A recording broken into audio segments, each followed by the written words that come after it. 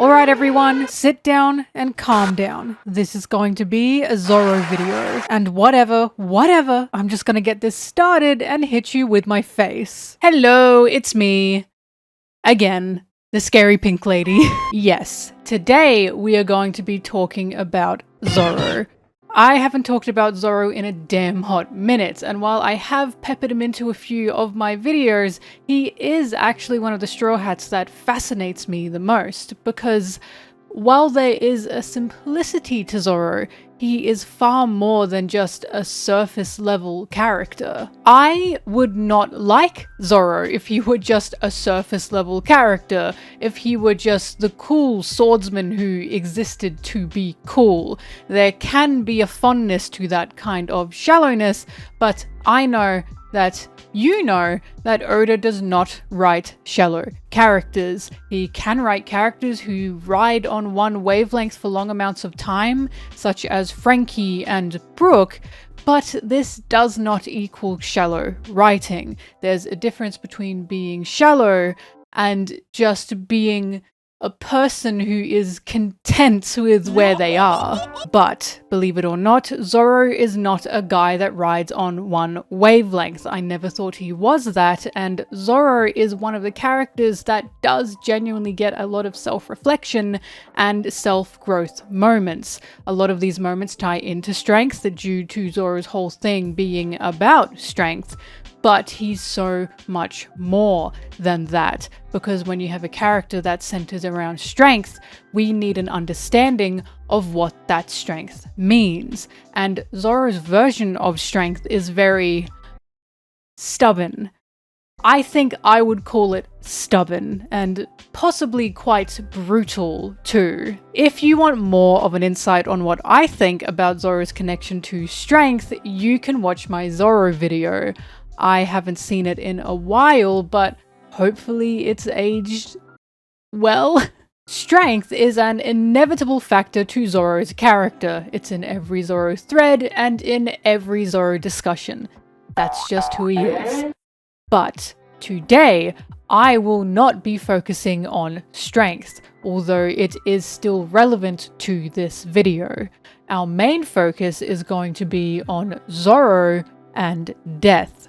Mainly on Zoro's relationship to death, how it affects him, how it shapes him, what it means to him, and what it's done to him. But before I explain why we're diving into this topic for Zoro, it's sponsor time. Oh yeah, this video is about the man of the hour, and I know more than anything you want to search up his big fat boobies. So you should be doing that safely with NordVPN. You watching this video right now. Did you know that hackers, data trackers, and even your internet service provider could be keeping an eye on your online activities? That's where NordVPN comes in to keep you safe and secure. NordVPN is a virtual private network, and it's one of the best in the business. With NordVPN, you can encrypt your internet connection, which means your data is hidden from anyone who might try to spy on you, especially while you're surfing the internet for some juicy green jugs. And it's not just about security, NordVPN also unlocks content. NordVPN lets you connect to servers in over 60 countries, so you can access geo-restricted content as if you were right there. So whether you're at home or on vacation, you'll always be able to enjoy the web like it's meant to be. If you're serious about protecting your online privacy, head over to NordVPN and enter my code to get an exclusive deal today. This code being in the description and in the pinned comment. Or you can type in nordvpn.com/melontea, and don't forget, that's with an EEE. Plus, they offer a 30-day money-back guarantee, so there's no risk to try it out. Stay safe and stay secure with NordVPN. A VPN is so worth it, so grab that deal now. And thank you so much NordVPN for sponsoring this video. We have returned. With my face, we are going to be diving past Zoro's big fat boobies into his tender, soft, and sweet heart. Because yes, Zoro is actually a big softie. Sanji has even said it, and that is something we will be touching on later, especially with the topic of death. It comes as no surprise to me that the conversations surrounding Zoro do not involve the topic of death, because Zoro hasn't exactly died. For something like death, Brook would be a more likely candidate, considering his backstory and bony appearance. Brook has quite literally died once, but funnily enough, I would actually equate Brook more with life, because he's been given the rare chance of living 2 lives. Brook aside, what about the other Straw Hats? They have all suffered a death in their life. Nami, Usopp, Sanji, and Robin have all lost their mothers. With Robin, there's also the addition of her entire island. Chopper and Frankie both lost their fathers. Jinbe lost his captain/brother, and Luffy thought he lost Sabo just to lose Ace in the future. Zoro, like the other Straw Hats, had suffered a loss. This loss being Kuina. So why is it that even though all the Straw Hats have experienced losing a loved one, that I am more focused on Zoro? Because Zoro interests me. Zoro, to me, doesn't feel like he has just suffered a loss, but it feels like death is following this man wherever he goes. Like, you know the Puss in Boots movie where the really sexy wolf who is death is following Puss, and he tells Puss he's used up all of his lives and now he is quite literally trying to kill Puss? That feels like Zoro. Death is constantly nipping at this man's heels, but not only that, Zoro feels like he is in a constant state of grieving. And what do I mean by that? Well, we will get back to it. In my readings of One Piece and in my interpretations of Zoro, death has shaped so much of who he is.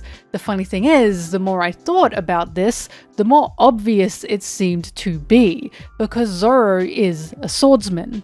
But he's not just a swordsman, he's a samurai-based swordsman. Vivi even calls him Mr. Bushido, and I was kicking myself when I connected all of this, because what shapes a samurai? Death.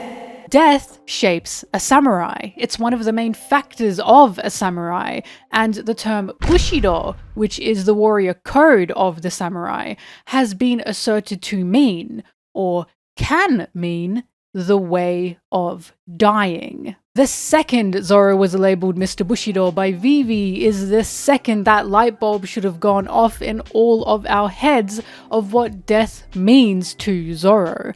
And it's why Zoro's reaction to Kuina's death, his holding of his and her dream, his grieving state, feels so extreme and so personal to Zoro to such a tragic degree. And before I talk about the scenes that have piqued my interest on Zoro's relationship with death, I would just like to touch on Bushido a little more. As previously stated, Bushido is a code. It can just mean a swordsman's code, but it is mainly attached to the code of the samurai. Oda is very well read. I find that obvious through his art and story, and I have no doubt he has read Hagakure, The Secret Wisdom of the Samurai, a classic Japanese novel written by Yamamoto Tsunetomo. Total transparency. I have not read this whole novel myself, so I will be quoting Wikipedia for the point I will be making here. My university professors would no doubt be tearing their hair out if they saw me doing this, but Wikipedia can be good sometimes, guys. Please, I promise this will mean something. The book itself is on Yamamoto's views of the samurai, with one of his key takeaways being, the way of the warrior is death, as the samurai showed a heavy willingness to sacrifice due to pride and the Bushido code. Already, this is starting to sound like someone we know,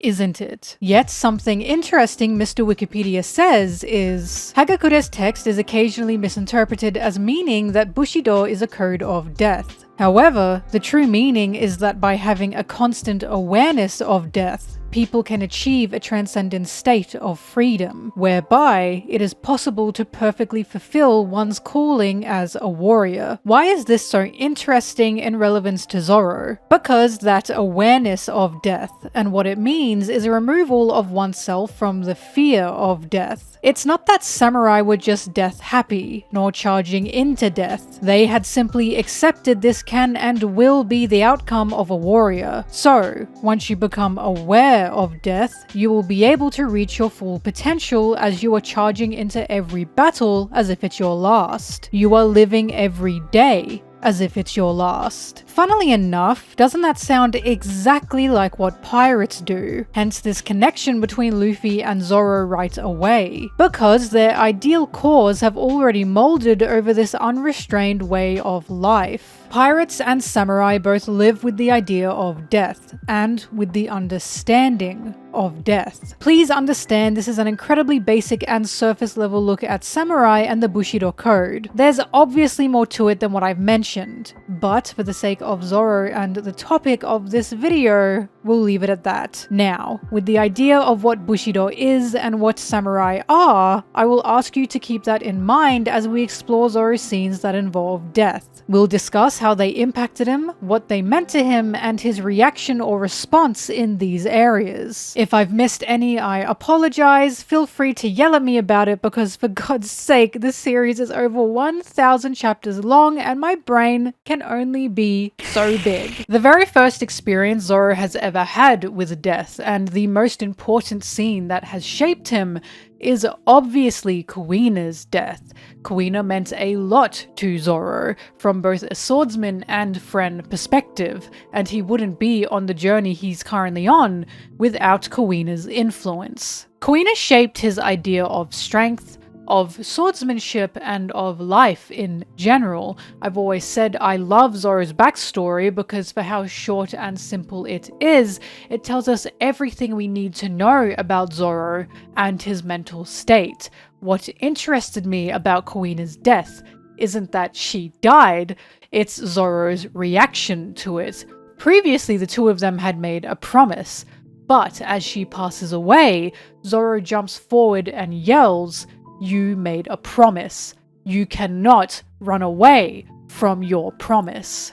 He then continues on to say, "May I have her sword? I'll have to keep the promise for both of us." This is Zoro in despair, seemingly unable to accept Kuina's death, and his unwillingness to accept this has led him to blaming her for her own death. In this moment, he views Kuina's death as an escape from responsibility, an escape from their promise, and his grief leads him to taking on this now one-sided promise. I don't think Zoro is actually blaming Kuina. I think he's just a distressed child, and already Zoro's views on death are being shaped into something spontaneous, unfair, and tragic. His views on himself are being shaped as well. As Bushido says, "Humans are fragile things, Zoro." Already there's an indication of weakness and cruelness. Weakness in humans and the human body, while a cruelness of the world is present. A cruelness Zoro cannot control nor predict. Kuina's death left Zoro with the idea of his own being and existence being weak by default due to him being only human. In the same way, Kuina was. The foreboding presence of death makes a human weak. To give in to death makes a human fragile. Zoro must continue outrunning death to not just keep his promise, but to prove his strength. When it comes to Kuina, it's my opinion that this event also made Zoro very sensitive to death. We'll come across some examples later, but he's shown to be quite respectful and quite tender about it.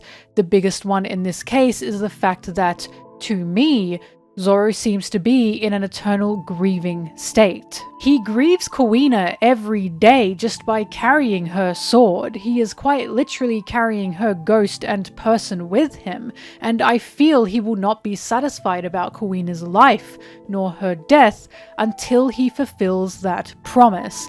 Zoro cannot properly move on from this grieving phase until he becomes a master swordsman, and this is definitely the base of his character and personality that dictates what he does or what he thinks in current day One Piece. After Kuina, Zoro technically faced a near-death situation against Morgan and the Marines. They had left him there to die, and as he was targeted for an attack, he panicked as he thought, "I promised her I can't die here." Her being Kuina, of course. There's not too much to say about this moment, just that Luffy jumped in to save him. The biggest note to take from this is Zoro anxious over the idea of dying before achieving his promise. The next brush with death Zoro has experienced is at the Baratier, during his battle against Mihawk. In this battle, we have Zoro finally reaching the man who will make his dream a reality, who will allow him to fulfill his promise, and he quite literally sweats in anticipation of versing Mihawk. Except, instead of making his dream reality, Mihawk pretty much obliterates Zoro. As Zoro fights Mihawk, he thinks about Kuina, thinks about their promise, and panics at the impossible path he now sees before him. Zoro accepts he's no match for Mihawk, and readies himself to be killed by Mihawk, announcing,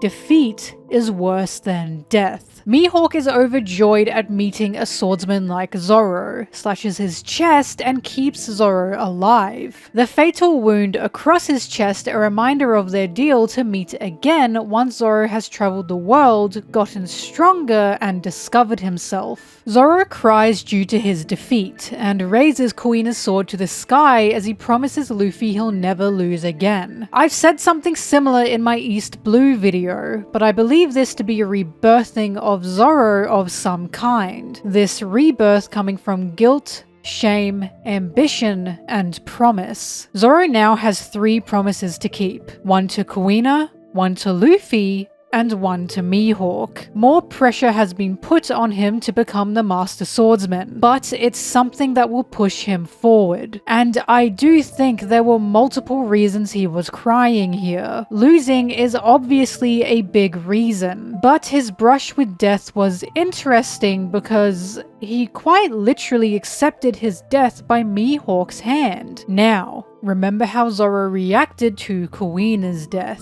What did he say? He yelled that she cannot run away from their promise. It's no coincidence to me that as Zoro fought Mihawk, he thought of Kuina, of the promise they made, just to sob while making another promise after seeking death. Did Zoro feel shame in this moment? Not just for his loss, but because he believed himself to be running from the promise he made to Kuina. With how daunting a path he realized he faced, it wouldn't surprise me. And now he must never lose again. He must never feel that weakness again, because humans are fragile things, and Zoro is now forever reminded of that, not just with Wano in hand, but with this scar across his chest. Mihawk's mercy refusing to allow him to run from his promise. Hi, this is Editing Mel, and I have just picked up on something while working on this. As Mihawk slices Zoro, we get fantastic paneling from Oda, because Zoro truly believes he's about to die with Mihawk's attack. And what panels are shown in the moment? We are shown Zoro releasing Kuina's sword, Wano. He is quite literally letting go of his promise with Kuina. If this isn't proof Zoro believes his death to be him running away, I don't know what is. But my god, Oda is incredible at what he does because these 2 panels are spectacular. Alright, sorry for the interruption, let's get back to the present. In more ways than one, this scar was Mihawk's greatest act of compassion towards Zoro, as Zoro would no doubt see his death as something shameful. As we know, this counters the idea of samurai and Bushido regarding the acceptance and awareness of death.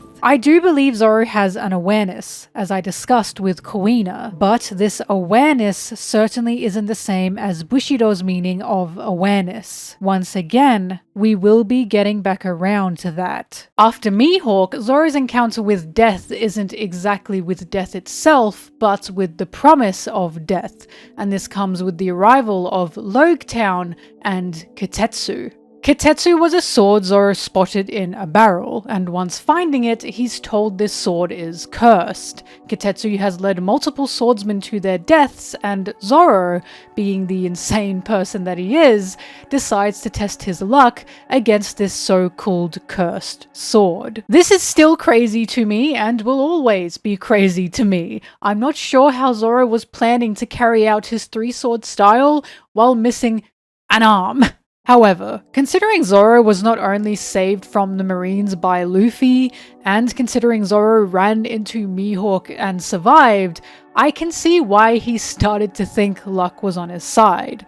And by all means, it is, because Kitetsu didn't slice him. Either way, Zoro is carrying a sword that holds who knows how many souls, and just like Wano, Kitetsu is also a constant reminder of death, just in different ways. Wano holds Kuina's ghost, Kitetsu holds the ghosts of all the swordsmen who wielded it before Zoro. The only sword that doesn't hold the same meaning is Yubashiri, and with what I'm talking about now, I'm sure we can all see why Oda, as a writer, was possibly looking to replace this sword in the future. Yet, even then, Yubashiri faces death, something we will touch on soon. Little Garden is the next arc that presents a moment of Zoro and death, and this one is interesting because Zoro seems to embrace it. The scene in question is when Nami, Vivi, and Zoro are all stuck in Mr. Three's wax cake, and Zoro is willing to cut his legs off to escape death. It seems Zoro believes that losing a limb or two is better off than being dead, and while I agree with him, I see this as an instance of Zoro refusing to accept death, because while he does end up posing on that wax cake to be a cool looking statue, it seems clear to me Zoro only stilled due to Luffy showing up. Luffy saved him against the Marines, and now Luffy will save him again. Zoro had no intention of caving to death at this moment, he simply put his faith in Luffy and Usopp to save him. He also had no intention of dying when he was about to cut his legs off. Once again, Zoro has an awareness of death, but he will not actively accept it. Now, after Little Garden, we get to an arc that doesn't just include the topic of Zoro and death, but is about death as a whole.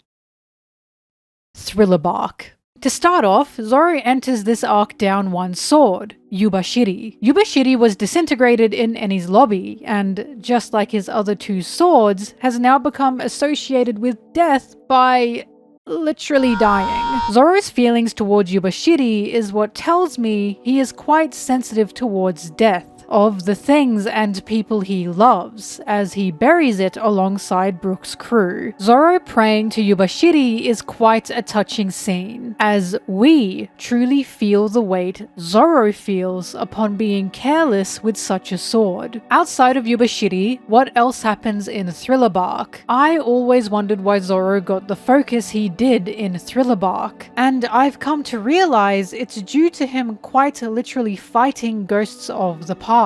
Death is important to a samurai. Death is also important to Zoro, the Bushido respecting and honoring death. So Ruma, being a past samurai, turned into a zombie, his grave quite literally vandalized, is quite possibly the greatest dishonor that could befall a samurai. The battle against Ruma isn't just about getting Brook's shadow back, but about allowing Ruma's body to finally rest. By the end of the fight, Zoro says he will pretend their fight never happened. Another showing of Zoro's respect and sensitivity towards death and the dead, because to a samurai, death should be something honorable, and fighting beyond the grave is surely something that horrifies Zoro to some extent. He cannot possibly count this fight with Ruma as a win when Ruma had met his end long ago, and Zoro certainly knows death is final. Shisui is given to Zoro with Zombie Druma's approval, and as we can see, Zoro has yet again acquired the sword of a dead man. From Wano to Kitetsu to Shisui, Zoro is carrying ghosts, and it's quite on the nose when a literal corpse gives him one of these swords. I can also see why Shisui was eventually up for replacement, because Shisui should have met its resting place long ago. Similar to Druma, Shisui is a relic from the past, and Zoro is a man who only marches forward. While he was given Shisui, this sword's homeland is always where it was destined to stay. But Wano is another topic, where Zoro truly faces death in Thriller Bark, not just for himself but for others, is when he's confronted with Kuma. Zoro was desperate to take down Kuma, to the point he was the near last one standing when the bomb went off, and Kuma confirmed to me just how vulnerable Zoro is to death, but not to his own death, but to the death of those he loves. This scene with Kuma, as Zoro offers his head, is a direct building of his past with Kuina. Kuina was someone incredibly special to him, someone he couldn't save no matter what he did. But Luffy and his crew are people he can save now. This is why I believe Sanji was thrown into the mix at this moment. Not just because we have to understand Zoro loves his captain, but he loves his crew too. It's not enough that Luffy has to live. Everyone has to live, because these people are his family and his treasure. And as Zoro says to Kuma, this is the only way to save my crew. What use is ambition if I can't save my captain? Unlike Zoro facing Mihawk, this isn't Zoro running from a promise. This is Zoro refusing to lose anyone he loves ever again, whether it be Luffy, Sanji, or the Straw Hats as a whole. Death is not something Zoro has accepted here. It's something he sees as the only option, because he was totally cornered by Kuma. I always have to remind everyone, Kuma's pain bubble deal was made after Zoro had taken out Sanji. He committed all these actions and begged for Kuma's mercy with the idea that Kuma would take his head. This is not about physical strength for Zoro. This is about the fear of losing those he loves, as he had when he was a child, combined with the promise of making Luffy the king of pirates. Hence why I think it's beautiful Zoro puts Luffy's dream over his own, just for Sanji to put both Luffy's and Zoro's dreams over his own. Sanji even has an interesting line of, "What good's dying going to do?" And to Zoro, that good is saving everyone. As I've said before in previous videos, this Kuma scene presents Zoro as a desperate man. All he wants to do is protect, and this is why death is one of his fears. It doesn't help when Kuma tells Zoro he'll show him a glimpse of hell, and Zoro, at this point in time, came closer to dying than ever. This clearly impacted him in a severe and traumatic way, because these injuries not only followed him into Sabodi, but made him panic when facing Kuma and the Kuma bots. Sorry, I had a chuckle here because Kuma and the Kuma bots sounds like a synth band. I think what should be asked in this pain bubble moment is, did Zoro conquer hell? Does he see it in that way? Was he terrified of his brush with death, or did this only push him to be better? I'd argue it's a bit of both, because he did conquer hell, or at least a glimpse of hell, but at what cost? The only reason this happened is because Zoro was backed into a corner. He had no other option, and that surely weighed on him. His own death wasn't something he wanted. It wasn't something he was prepared for. It was something he had to bargain. And again, with Zoro's panic against Kuma in Sabaody, I'd say this very much did scare him. In the same way, Little Garden seemed to somewhat scare him to the point of pushing himself to train, but not to the same extreme as Kuma's pain bubble. Zoro isn't like Sanji, who was happy to die and willing to die the entire time he's been with the Straw Hats if it makes him useful. Sanji even said this when trying to give himself up to Kuma. Zoro just simply saw no other way out, and his luck once again saved him due to Kuma being a prideful and reasonable man. Finally, as we skip arcs ahead, we get to the most significant arc in relevance to Zoro and death. Or at least, I believe this is the most significant arc for this topic, and it's the arc that had me thinking about all of this alongside Zoro's character. Wano. Before we actually get to the most important scenes, I must quickly mention Enma. Enma is a sword given to Zoro to replace Shisui, and, once again, this is a sword from a dead man, Odin. Odin's will and ghost lives within this sword, but there's more to it than that, because Enma quite literally wants to suck the life out of its user. By all means, Enma is a cursed sword, and Zoro is fighting against death just by using this sword. Like, he is quite literally fighting death when using Enma. During his fight with King, he even acknowledges that Enma will kill him if he doesn't take control. See? I am not crazy when talking about Zoro having a strong connection to death, and this opinion is only reassured with Wano's opening. Wano opens with Zoro having to commit seppuku. This is the act of cutting one's stomach open and ending their own life. Zoro never intended to do this from the start, but something interesting is what's said by the man accusing him of the crime. A samurai's true worth is in his end. Death is dignity. This definitely follows Bushido code, but does Zoro believe it? Considering he's faced death so many times before this, we can probably assume he does believe it. Zoro's further respect and sensitivity towards death is illustrated as he watches Yasui die, the people of his town laughing around him due to them eating the smile fruits. Zoro, not knowing this, becomes enraged at everyone laughing at a man's death, until he learns the truth and becomes even more enraged. This scene is disturbing, not just because of the horrors we are witnessing, but because of how disturbed Zoro seems to be. This has not only upset him, but angered him to such extremes that he immediately charges forward to kill Orochi. This hot-headedness was so uncharacteristic of Zoro that Sanji even asks what's wrong with him. And as I keep saying, it's because Zoro is very sensitive to death. The people of Ebisu village are unable to mourn the dead properly. They are unable to grieve or traditionally pay their respects. All they can do is laugh. And while this would obviously unsettle anyone to no end, there's a reason Zoro was picked for this scene. And it's because, as I said near the start of this video, he is in a constant state of grieving. So, a scene where no one is able to properly grieve a loved one's death.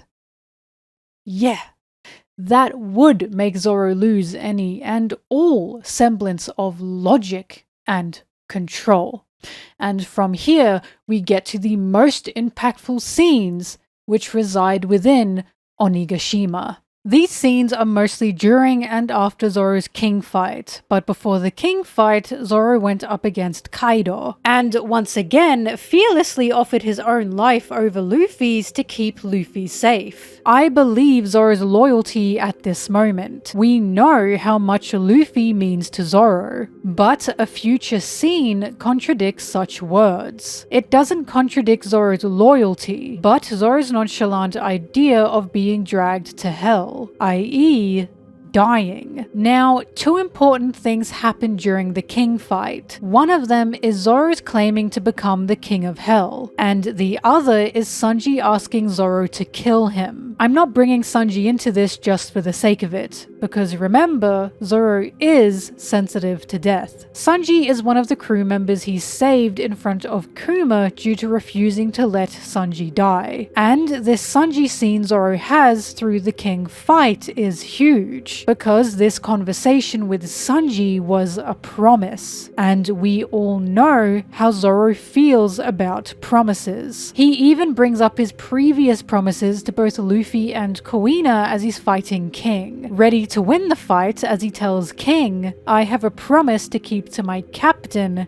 and my best friend." The best friend in question is Kuina, not Sanji. I know it's obvious, but I just have to point that out. These promises aren't just about losing battles, but also refusing to die. And the promise to kill Sanji after he mutates is added to the list, because afterwards Zoro wakes up and immediately hones in on Sanji with said promise that was made. Yes, this scene was presented as a gag, but the line "came back from hell just to kill you" is not lost on me, as hell also has a connection to Zoro. So in relation to this, let's talk about Zoro's King of Hell line and his Conqueror's Haki. Big Mom and Kaido are presented with hellish imagery on the rooftop. The worst gen even says it feels like they're in hell against the two emperors, and Zoro manages to slice Kaido. The interesting part here is we seem to get a glimpse of Conqueror's Haki that may be possibly residing within Zoro. Jump ahead a few chapters where Zoro is finally challenging King, and his Conqueror's Haki comes out full blast as he yells, "Guess I might as well become the king of hell." Beautiful panel, by the way. Oda absolutely cooked with this one. This hell connection even goes back to Kuma. As I brought up, Kuma told Zoro he'd show him a glimpse of hell, and Zoro powered through it. So with how many times Zoro has been battered, bruised,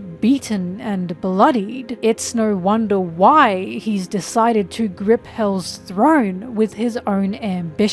And yet, here we see the contradiction. Zoro yells about seeing hell, going to hell, becoming the king of hell. He seems impenetrable to the ideas of death and being dragged to his end. And yet, what happens literally 2 chapters after Zoro claims he'll conquer hell? Zoro sees death, and his reaction? He's scared. This panel is so interesting because it is clearly the Grim Reaper above him. You can argue it's devil fruits, illusions, or anything else, but here are the facts.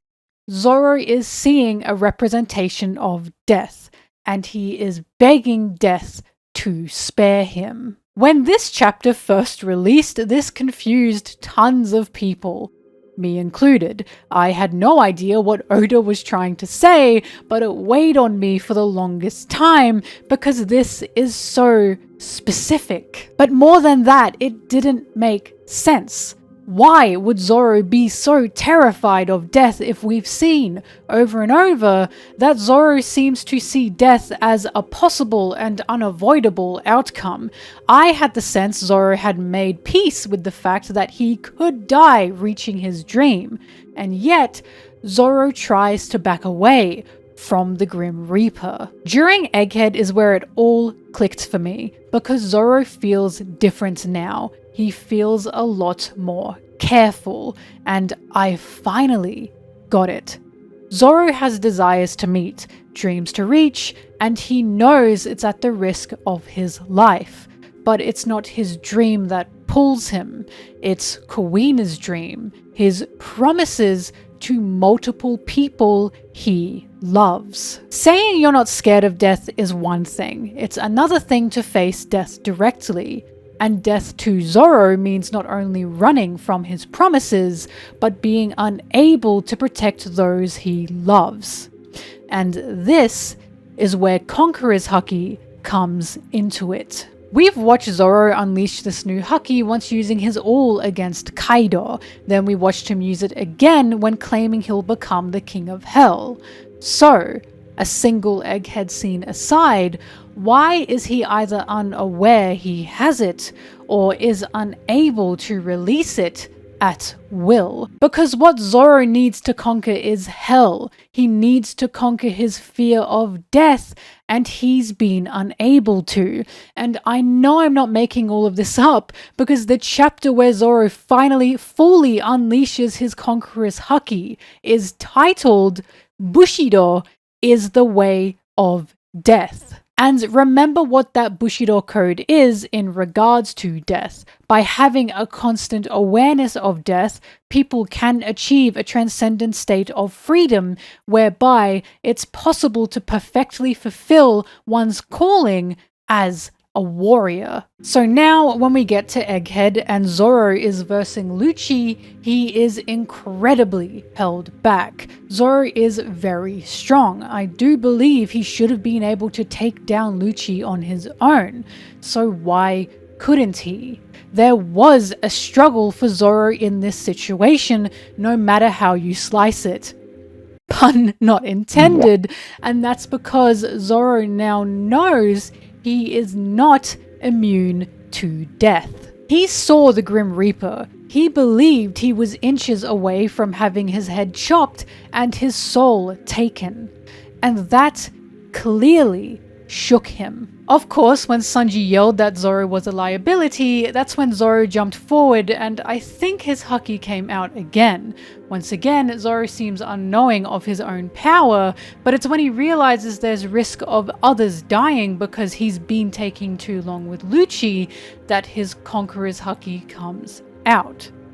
So, what does this mean when connecting Zoro to the idea of death? Since Onigashima, Zoro now sees death. He is becoming aware of death, but it is not in the samurai way because he fears it. Zoro hasn't reached that transcended state due to clearly being afraid of dying, and Zoro was never truly aware of death until Wano. Zoro cannot disconnect himself from death due to his tethers to the world, this being the protection of his crew and his shared dream to fulfill. Kuina's death and promise may have Zoro aware of death, but he isn't accepting of it. All of these promises he's shouldering, from Kuina to Luffy, binds him to life, and he cannot run away from a promise. Even more than that, he cannot stand the death of his loved ones, especially if he can do something about it. So that love is giving him an ambition to live, the ambition to protect his crew to the best of his abilities while he is alive. I believe there are two wolves fighting inside of Zoro, one being death and the other one being life. When Zoro throws everything on the line, his Haki seems to come out. And what pushes that out of him? The safety and love of his crew and his promises he believes he must fulfill. He's not concerned with his own death if it means protecting and helping others, but he's scared to die if it means he can no longer be there for his loved ones. And part of that are the promises he's made. It's a contradiction. How can he possibly conquer hell when he's terrified of it? When we go back to what Bushido means, I have quoted 2 times now that, by having a constant awareness of death, people can achieve a transcendent state of freedom. As we know, freedom is a huge thing in One Piece. It's one of the core themes of this series. So I believe, with Zoro's reaction to death, we are seeing that Zoro isn't truly free. Zoro keeps giving out promises when he's interconnected with death. He's continuing to put more and more burden on himself that he's struggling to achieve, and I believe it's breaking him. At the Bartier, Zoro tells Mihawk death is better than failure, but in Zoro's case, death is failure. Death is running away, and the more promises he makes, the more he binds himself to the world, the more he struggles to look death in the eye. Yet his Haki comes out when he moves on instinct to protect, because in those moments, he will go to hell if it means keeping everyone safe. He becomes aware of death. He accepts it, yet he's stuck in a violent loop as he then claws right back out of hell due to his fears of being stuck there. So what's the solution? Is it to remove his connections to the earth? To become a death-crazy swordsman who needs to forget about his crew, forget about his promises, and charge forward to finally conquer hell? No.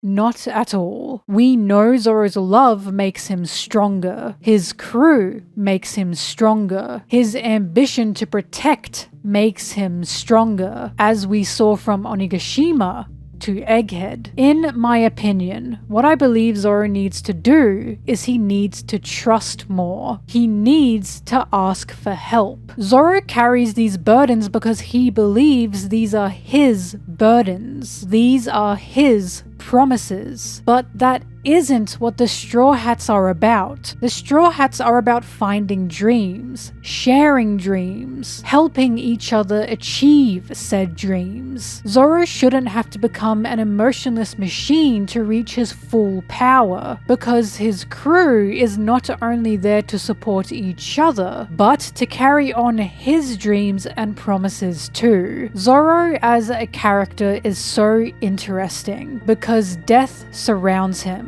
From Kuina to the souls within his swords, to his promises, whether they be pushing a man to be king or killing one of his own. Zoro feels he is constantly running from death. It's always so close to claiming him, and he always escapes within an inch of his life. But with his crew, with their help and with their love, I believe he can turn around, look death in the face, and claim he's not afraid of it. He can overcome that fear that is so prominent, so all-encompassing of his character, that shapes the will and warrior of a swordsman. Zoro must now become the king of hell. He must conquer it. And with his crew behind him, he can no doubt sit on that throne without the burdens of his life weighing him down. And with that, thanks for watching. I say this every time. I know I say this every time, but this script got so much longer than I had intended. As you can see, this topic was digging at me for the longest of times, and I truly do hope I've opened a new conversation area regarding Zoro and his character. But what do you think? Did the Grim Reaper scene mean anything to you? Was Zoro's reaction weird? Did it make sense? Did you get any ideas from it? Do you think there's any connection between Zoro, Bushido, and death? Or do you think Zoro is just a cool guy, so who cares?